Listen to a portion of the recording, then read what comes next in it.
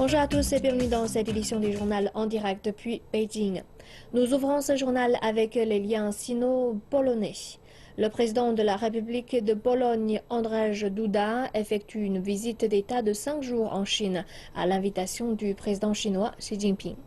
Après s'être rendu à Shanghai et Suzhou, il est arrivé à Beijing mardi, dans la soirée où il a rencontré le président Xi. Il s'agit de sa première visite d'État en Chine, peu après sa prise de fonction en août dernier.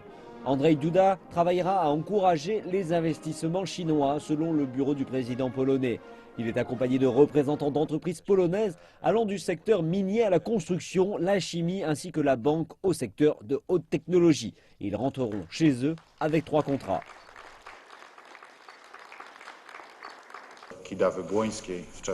Je suis ravi de pouvoir effectuer cette visite après 4 mois en poste en tant que président polonais. Une relation saine et stable avec la Chine est très importante pour la Pologne. Je suis ici pour travailler sur le renforcement des relations bilatérales à tous les niveaux. Le commerce sino-polonais a progressé plus de 3 fois depuis 2005, mais le déséquilibre est sérieux. Selon les statistiques du gouvernement polonais, la Chine est le second partenaire commercial à l'import pour le pays, mais le 23e en termes d'exportation polonaise. En juin, le ministre polonais des Affaires étrangères s'est rendu en Chine en vue d'accentuer les exportations polonaises. En 2013, un service cargo régulier à double voie a été rendu opérationnel, connectant Lodz dans le centre de la Pologne à Chengdu dans le sud-ouest de la Chine. Et alors que leur partenariat stratégique entre dans sa 4e année, la Chine voit ce développement de liens commerciaux en constante progression.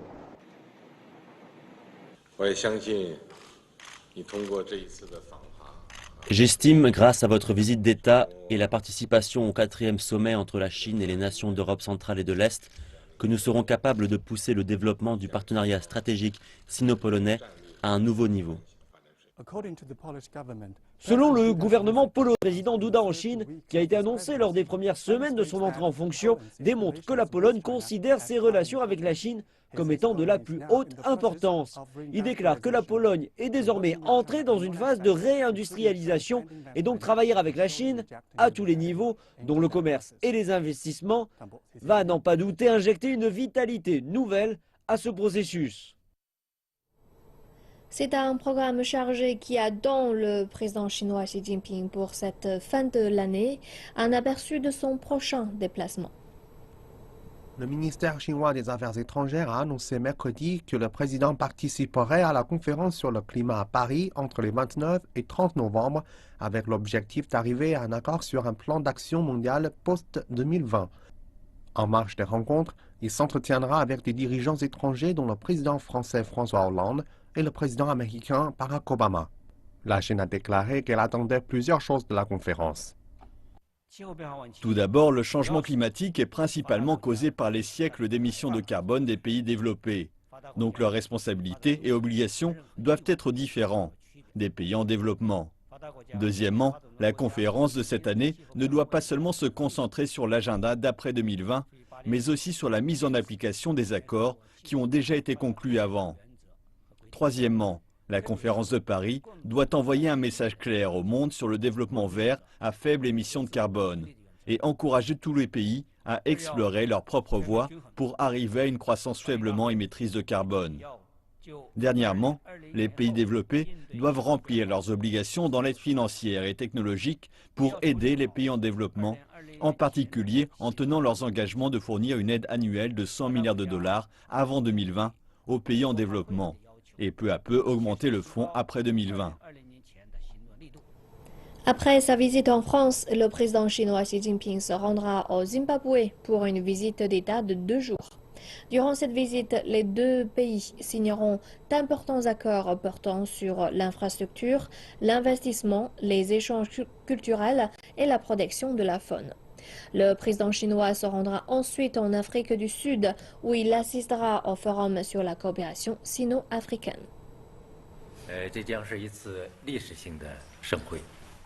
C'est un sommet historique pour la Chine et l'Afrique. Jusqu'à présent, 36 chefs d'État africains, 5 chefs de gouvernement, 3 vice-présidents et le président de la Commission de l'Union africaine ont confirmé leur présence. Le forum de cette année est jusqu'à présent celui qui a rassemblé le plus de personnes. Et les participants sont tous au plus haut niveau. Durant ce forum sera abordé un vaste éventail de questions et on verra les plus importants accords jamais signés. Tian Keming, le vice-ministre du Commerce, a annoncé aujourd'hui à la presse que les plus grandes entreprises industrielles chinoises assisteront à la conférence des entrepreneurs sino-africains qui aura lieu à Johannesburg, en Afrique du Sud. M. Tian a déclaré que ces entreprises opéraient dans des secteurs tels que l'industrie ferroviaire, l'aviation, l'électricité, la communication et la fabrication des équipements. Il représente le meilleur du fabriqué en Chine. Ces entreprises chercheront des opportunités économiques en Afrique en présentant le meilleur de leurs produits. M. Tian a aussi déclaré que le ministère avait sélectionné les entreprises qui seront présentes à la conférence par un processus qui met en correspondance leurs produits avec les besoins des pays africains. Certaines des compagnies sélectionnées ont déjà investi avec succès en Afrique. La conférence d'entrepreneurs sino-africains se tiendra en marge de la visite d'État du président chinois Xi Jinping au Zimbabwe et en Afrique du Sud du 1er au 5 décembre. Le label chinois Made in China était autrefois synonyme de la réputation de la Chine en tant que producteur mondial. Mais cette idée est de plus en plus dépassée et de plus en plus d'entreprises chinoises s'installent à l'étranger. Une version améliorée du Made in China crée de nouvelles visions sur le continent africain. Reportage de CCTV.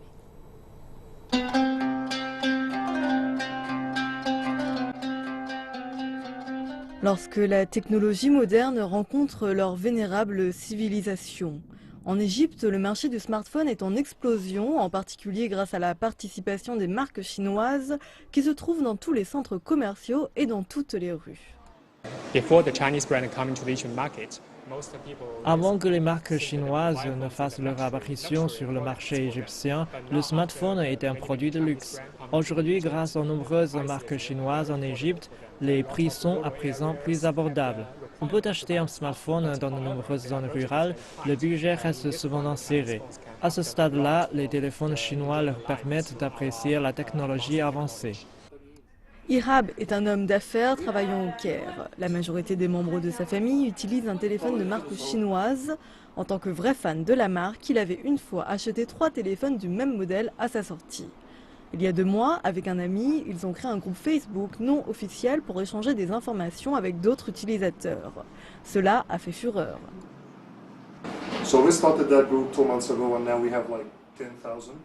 Nous avons créé ce groupe il y a 2 mois et aujourd'hui nous sommes 10 000 membres. Tout le monde échange ses informations. Il y a tellement d'utilisateurs qui utilisent Huawei pour la première fois. Ils avaient peur de la production chinoise, mais en vrai tout le monde est satisfait de cette marque. Le problème n'est pas le même pour les autres marques.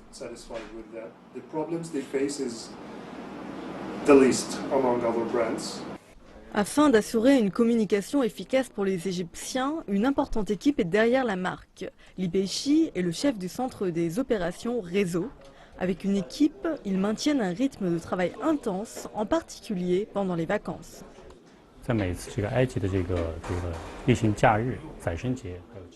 Pendant les vacances, nous renforçons la surveillance dans certaines zones, dont la capitale, certaines destinations touristiques, etc., pour satisfaire l'augmentation du volume. Au mois de juillet de cette année, nous avons connu des problèmes de croissance de volume. Mais grâce au dur labeur de mon équipe, nous avons réglé le problème et garanti une opération de réseau efficace. Mis à part la découverte du marché, il faut travailler davantage. ZTE a aidé le gouvernement égyptien à construire 143 sites pour former des formateurs et donner des cours à distance dans tout le pays. Grâce à l'actuel système, le pays peut augmenter son efficacité et réduire les coûts.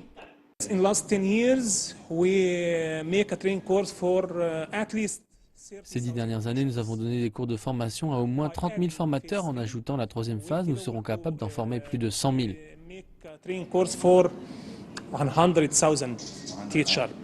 Les entreprises chinoises ont également installé des centres de formation en Afrique du Nord et en Afrique de l'Ouest pour former des talents dans l'industrie de la télécommunication.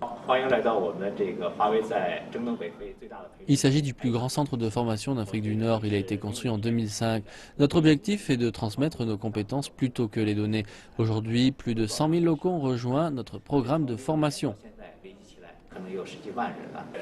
Kwebi travaille en tant que formateur basé à Kinshasa, en République démocratique du Congo. Il trouve son travail intéressant car il peut constamment apprendre de nouvelles choses, en particulier dans le domaine technique. La formation, en fait, c'est... On s'occupe des outillers, les ingénieurs des opérateurs, donc de nos clients. On leur donne les bagages nécessaires qui va leur permettre de bien travailler, être en mesure d'assurer la maintenance, et ainsi de suite.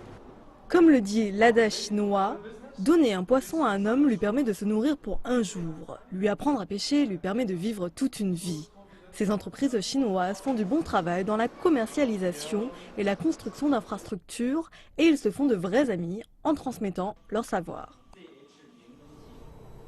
Parlons maintenant de l'affaire de l'avion militaire russe. Le copilote de cet avion abattu par la Turquie à la frontière syrienne a démenti avoir traversé l'espace aérien turc, ne serait-ce qu'une seconde. C'est mercredi à la télévision que le soldat a affirmé n'avoir reçu aucune sommation avant que son bombardier ne soit touché. J'ai contrôlé l'ensemble du vol jusqu'à l'explosion du missile. Je pouvais clairement le voir sur la carte et en visuel. Je pouvais voir où se trouve la frontière et où nous nous trouvions. Il n'y avait aucun risque de pénétrer en Turquie.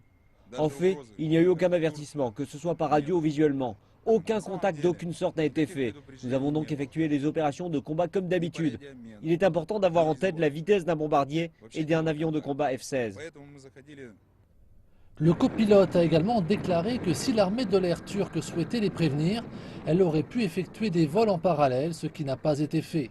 D'un autre côté, l'armée turque a rendu public ce qu'elle présente comme l'enregistrement audio des sommations adressées aux bombardiers russes avant qu'ils ne soient battus à la frontière syrienne. La majeure partie de l'enregistrement d'une durée d'1 minute 40 est inaudible, cependant, on entend une voix demander un changement de cap. De plus, alors qu'il s'adressait par téléphone à son homologue turc, le ministre russe des Affaires étrangères, Sergueï Lavrov, a déclaré que Moscou doute fortement du caractère non prémédité de cet acte, estimant que l'opération semble avoir été planifiée. L'armée américaine admet que l'attaque aérienne contre un hôpital en Afghanistan était une erreur. 30 personnes y ont péri et un centre dirigé par Médecins sans frontières a pris feu. Le Pentagone a révélé des détails de son enquête sur cette attaque. D'après un rapport préliminaire du Pentagone, ce sont des erreurs humaines combinées à des problèmes techniques et à des faux pas procéduraux qui ont amené l'aviation militaire américaine à cibler les mois derniers un hôpital afghan dirigé par Médecins sans frontières, aussi connu sous l'acronyme MSF. L'attaque a fait 30 morts. L'hôpital a été identifié à tort comme étant une cible par le personnel américain qui pensait frapper un autre bâtiment quelques centaines de mètres plus loin où nous avions été informés de la présence de combattants. Le rapport révèle que l'équipe de vol avait déjà décollé plus d'une heure avant qu'il ne soit brièvement informé de la présence de bâtiments civils, dont un hôpital. La cible originellement visée aurait dû être une résidence dont les talibans s'étaient emparés quelques jours auparavant. La localisation de l'hôpital de Kunduz était parfaitement connue de l'armée américaine. Cette attaque était très particulière, très précise, et le bâtiment de l'hôpital est très connu. Ce projet d'hôpital existe depuis 4 ans, et nous avons transmis ses coordonnées GPS précises à l'ensemble des belligérants en Afghanistan. Des problèmes techniques dans l'appareil de combat AC-130 ont limité la communication avec les équipes au sol. Au moment où l'équipage a appris qu'il frappait la mauvaise cible, l'attaque avait déjà été menée. L'armée de l'air américaine en Afghanistan travaille actuellement main dans la main avec MSF pour identifier les blessés et ceux qui ont perdu des êtres chers pour leur présenter des condoléances appropriées. Ces condoléances incluront des compensations financières versées aux blessés et aux familles des victimes. Les Américains ont également entrepris de reconstruire l'hôpital. Merci de nous retrouver dans la deuxième partie de cette édition. On va tout de suite retrouver Julie pour nous présenter aujourd'hui la Chine. Bonjour Julie. Bonjour. Qu'est-ce qui nous réserve dans cette partie consacrée à l'actualité chinoise?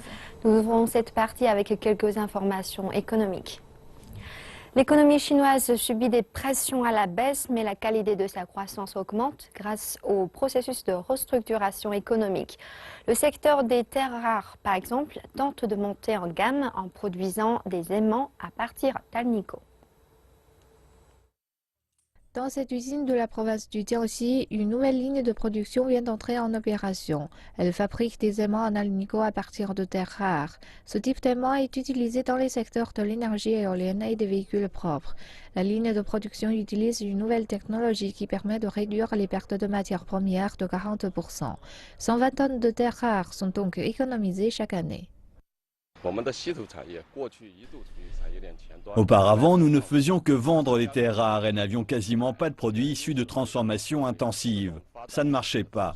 Nous tentons d'accélérer l'intégration du secteur et d'étendre la chaîne industrielle. Nous cherchons à développer des biens intensifs à haute valeur ajoutée. Les experts disent que tout ce changement est l'effet des politiques de restructuration économique de la Chine. Changer le modèle de développement n'est pas changer notre voie, mais passer des objectifs quantitatifs à des objectifs qualitatifs et d'efficacité. Malgré son ralentissement industriel, la Chine connaît une forte croissance du secteur des hautes technologies. Au cours des 10 premiers mois de l'année, le secteur des hautes technologies a enregistré une croissance annualisée de 11%. L'aéronautique, l'électronique et les télécommunications ont réalisé des prouesses. L'introduction de la réforme de l'offre correspond au ralentissement de l'économie chinoise. Les économistes chinois affirment que la réforme peut non seulement aider à ranimer la croissance, mais aussi profiter aux gens ordinaires. Les décideurs chinois croient que le taux de croissance économique du pays est plombé par une disparité entre l'offre et la demande. Ils croient qu'en stimulant l'offre dans les industries haut de gamme, plus de demandes pourraient être créées. De plus, la Chine pourrait modifier son avantage concurrentiel pour délaisser la fabrication à faible coût. Nous avons beaucoup d'entreprises novatrices et de haute technologie. De nouveaux secteurs comme Internet Plus et la robotique peuvent devenir de nouveaux moteurs pour l'économie. Le concept de la réforme de l'offre et de la nouvelle consommation a été largement représenté dans des documents du Conseil des affaires d'État sur l'amélioration de la base industrielle. Les économistes croient que le gouvernement est déterminé à créer une nouvelle approche au développement. La Chine va maintenir un taux de croissance évalué de moyen à élevé. Ceci n'a pas changé. Mais nous voyons aussi de nouvelles forces de développement remplacer les anciennes. Les experts disent que la réforme de l'offre est une bonne nouvelle, non seulement pour la macroéconomie, mais aussi pour la vie quotidienne des citoyens ordinaires. Dans le secteur immobilier, par exemple, le gouvernement a promis d'augmenter le nombre de logements et de terrains abordables, réglant les problèmes de logement en améliorant la structure de l'offre dans ce secteur. L'accord de libre-échange entre la Chine et la Corée du Sud devrait être prochainement approuvé après la dernière étape de ratification par le Parlement sud-coréen. Lors d'une réunion de travail cette semaine, la présidente Park Geun-hye a exhorté les parlementaires d'accélérer le processus de ratification. La présidente sud-coréenne a rappelé que le retard pourrait coûter près de 4 milliards de won, soit 3,5 millions de dollars américains de pertes nettes par jour dans les exportations. L'accord de libre-échange entre la Chine et la Corée du Sud a été signé au mois de juillet dernier. Selon l'accord, les deux pays se sont entendus pour réduire drastiquement leurs droits de douane respectifs et de les supprimer pour près de 90% des produits. Grâce à cet accord de libre-échange, la Corée du Sud espère augmenter son PIB d'1 point de % dans les 10 prochaines années et créer plus de 54 000 emplois. La Corée du Sud devrait ratifier l'accord à la fin du mois. La province du Shandong en Chine partage des liens étroits avec la Corée du Sud. Selon les données, près de 5000 entreprises sud-coréennes ont investi dans cette région. Les deux pays ont signé un accord de libre-échange au mois de juin et de nombreuses possibilités ont vu le jour. Reportage. Grâce à l'avantage géographique et à la politique de soutien, la province du Shandong attire près d'un quart des investissements sud-coréens en Chine. L'accord de libre-échange signé au mois de juin a rendu la province très attractive. Nos produits sont principalement livrés en Corée du Sud et au Japon. Mais comme les coûts de vente baissent, notre compétitivité augmente, ce qui nous ouvre une porte pour le marché chinois. L'accord de libre-échange Chine-Corée du Sud a fait baisser nos tarifs. Nous pouvons acheter nos composants à des prix plus bas. Cela nous permet de réduire nos coûts de production et de vendre nos produits aux acheteurs chinois. Monsieur Kim estime que son entreprise peut économiser jusqu'à 1 million de yuan en coûts de vente grâce à l'accord de libre-échange. Cette année, l'entreprise a investi près de 20 millions de dollars pour acheter davantage d'équipements avancés sud-coréens pour ses usines chinoises. L'accord de libre-échange Chine-Corée du Sud a élargi notre marché. Afin de satisfaire cette demande, nous présenterons ici davantage de haute technologie. Selon l'accord de libre-échange, la ville de Weihai de la province du Shandong et la ville d'Incheon en Corée du Sud ont été choisies comme zone d'essai pour l'accord de libre-échange. Lors des 10 premiers mois, Weihai a approuvé 67 projets de la Corée du Sud, soit une augmentation de 34% en un an. Davantage d'entreprises sud-coréennes montrent également leur intérêt à la ville.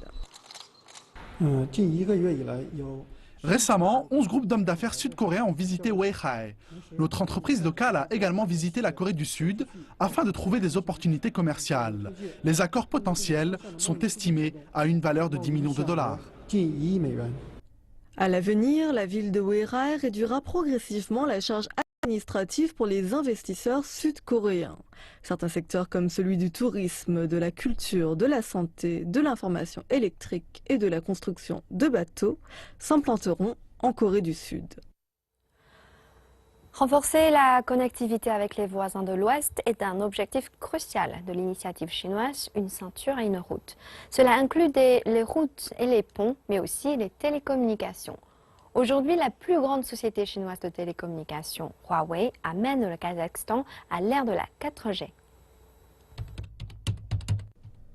Accélérer les télécommunications. Le travail quotidien au bureau pourrait sembler ordinaire pour de nombreuses personnes. Mais pour Sincheva Meurer, cela lui procure un fort sentiment d'utilité. Elle est l'une des 400 employés locaux à travailler avec le géant des télécoms chinois Huawei au Kazakhstan. Ils font partie d'un projet ambitieux qui a déjà commencé à changer la vie des gens ici. Nous créons un réseau 4G au Kazakhstan. Sans la 4G, la plupart des gens ici utilisent encore des signaux 2G et quelques-uns peuvent utiliser la 3G. Aujourd'hui, les utilisateurs de téléphones mobiles peuvent acheter ici un service 4G, ce qui est 10 fois plus rapide que la 3G et à un prix abordable. Huawei est le seul maintenant à offrir un signal 4G à travers le Kazakhstan. Cela coûte environ 17 $ par mois pour un transfert de données illimité. Meurer dit que son travail, promouvoir la 4G aux clients, n'est pas difficile.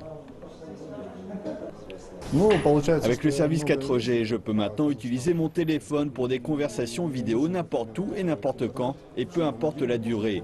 C'est mieux que de faire les appels téléphoniques. C'est pourquoi je suis ici encore, afin d'ouvrir un autre compte 4G pour ma petite amie. Mais le travail de Huawei en dehors du bureau n'est pas si facile. Le collègue de Meurer, Telgat Dusenbaev, est ingénieur à Huawei. Tous les jours, lui et ses partenaires doivent grimper en haut des tours pour faire des vérifications. Bien que cela semble dangereux, en particulier lors des vents violents de l'hiver, Dusenbaev dit qu'entretenir ces antennes est assez facile par rapport à la difficulté de les fabriquer. Avant le projet de Huawei, la plupart des antennes au Kazakhstan n'étaient pas adaptées à la 4G. Donc nous avons dû construire de nouvelles antennes. Il y a un important investissement de la part de Huawei. En même temps, les faibles températures de l'hiver et le vent violent ont ajouté beaucoup de défis. Mais au bout du compte, nous y sommes arrivés. Avec une population de 16 millions d'habitants, le Kazakhstan est situé à un endroit stratégique en reliant la Chine et l'Europe. Mais ce pays enclavé est devenu très isolé à l'ère du commerce maritime. En 2013, la Chine a lancé un projet pour relancer l'ancienne route de la soie et booster la connectivité en Asie centrale. Huawei dit que la connectivité ne veut pas seulement dire construire des routes et des ponts, mais que c'est aussi améliorer les réseaux de télécommunications.